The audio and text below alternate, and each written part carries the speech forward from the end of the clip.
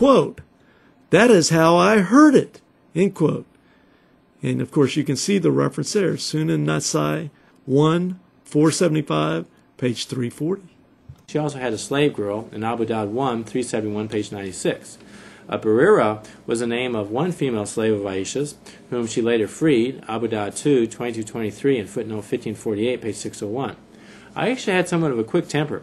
She struck the hand of a servant breaking a bowl of food that the servant of another wife had brought to Muhammad when Muhammad was on Aisha's tent. Muhammad got mad and broke the bowl.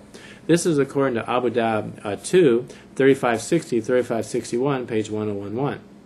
Now here's an interesting thing. Now Aisha, the interesting situation, made a promise and she broke her promise one time. And that's a little bit, almost functions like penance in the Catholic Church. You're supposed to do something about that, like freeing slaves. So the quote says, "He, Ibn Asubr, sent her Aisha 10 slaves, whom she manumitted," which means freed, "as an expiation for not keeping her vow. Aisha manumitted more slaves for the same purpose, so she manumitted 40 slaves. She said, I wish I had specified what I would have done in case of not fulfilling my vow when I made the vow, so I might have done it easily." Footnote 1 says, Aisha did not specify what she would do if she did not keep her promise. This is why she manumitted so many slaves, so that she might feel at ease as to the adequacy of her expiation. And this is in Bukhari 4, 708, page 465. Makes you wonder just how many slaves did Aisha have? 10 were sent to her, but what about the others?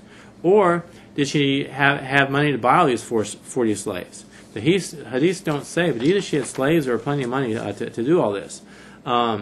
So how many slaves did Aisha and otherwise have? Well, I have not found an answer in the hadiths, but I have found 2 clues. And one clue is that Muhammad's wives could command for tents to be set up in Ibn Majah 3, 1771, page 67. So when they want to move a tent or set up a tent, they say, go over there. And the slaves would all get up and they'd take down the tent for her and they put it up for her. Okay. The other thing about the source of finance for all this is when the Muslims went to war, 1/5 of all the war booty went to the Muslim treasury. And Muhammad could take of that for he and his wives or forever what he wanted. And this is according to Sahih Muslim 2, 2347, 2348, and Volume 2, footnote 1463, page 519, and Bukhari 4, 153, page 99, and 6407, page 379. So sometimes a Muslim might make a big deal to say, well, charity wasn't allowed to be given to Muhammad and his wives. Well, that only makes sense because they got the war booty. That's right. And there was plenty of it. Yes. As Muhammad actually used the war booty to spread his religion of Islam by the sword, and as they gained more and more wealth, obviously he could pay his people well, and then it was a profitable adventure for his army. Right. As they went out conquering. And with Khaybar and everything else, when the Hadith says when Allah made the Prophet wealthy through conquests. Exactly. So his conquests were a key to the expansion of this religion. And we're not talking about was it a truthful religion? Is this really the truth? And was Muhammad really a prophet? But he was successful with an army going around conquering, getting money, and building up over time. Just sort of like a good entrepreneur can build up a small business into a big business. Right. It was like a business, yeah. Right. Well, the next wife we're going to talk about is named Salama. And Salama, she was a widow of Abu Salama. Is like, Abu Salama, it could mean like slave of Salama. And he died in 4 AH, and so she died in 59 AH when she was 84 years old. And she was pregnant when Muhammad married her, and she gave birth to a daughter named Zainab bint Abu Salama. Okay, so it was clear it wasn't Muhammad's daughter, but it was her daughter. Okay, and she's mentioned in many different places.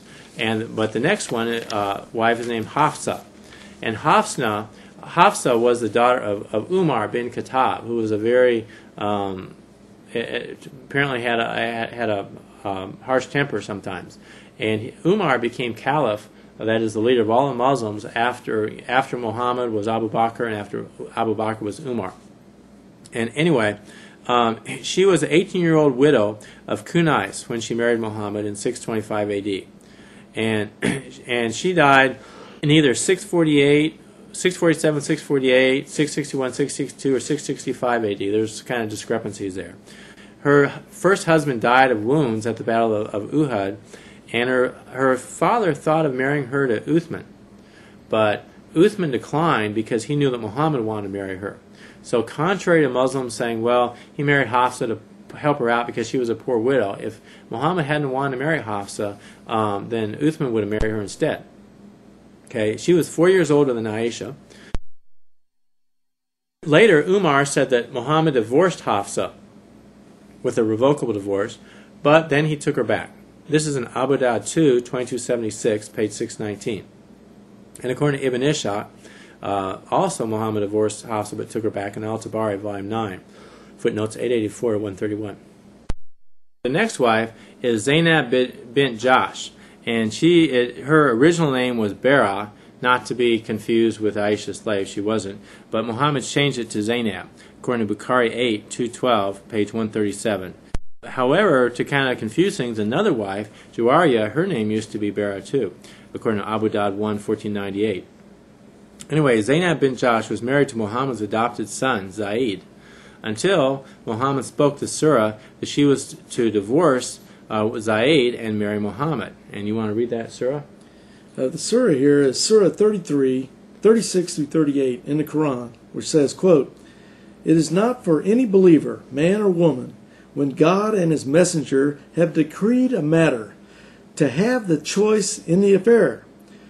Whosoever disobeys Allah and His Messenger has gone astray into manifest error. When you said to him whom Allah had blessed, and you had favored, quote, keep your wife to yourself and fear Allah, end quote, and you were concealing within yourself what Allah should reveal, fearing other men, and Allah has better right for you to fear Him. So when Zaid had accomplished what he would of her, then we gave her in marriage to you, so that there should not be any fault in the believers, touching the wives of their adopted sons, when they have accomplished what they would of them, and Allah's commandment must be performed.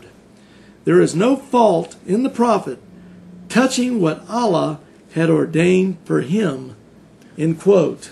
All right, so there is an entire part of the Quran that basically justifies, and Muslims think the Quran was in heaven, uncreated, of course there before anybody was born, talking about this small matter of why Zaid must divorce his wife, whom he, apparently loved, so that Muhammad could marry her.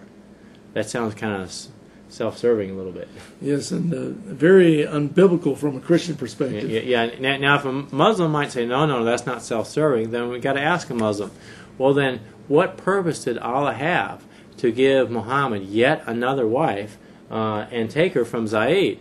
In Malachi 2:16, the God of the Bible says, "I hate divorce." So for what purpose? Is there a military alliance involved? No. Zaid was nobody except Muhammad's adoptive son, and certainly having him divorced doesn't seem any kind of alliance. Was there for any other reason? Was she from any particularly powerful tribe? No. There's no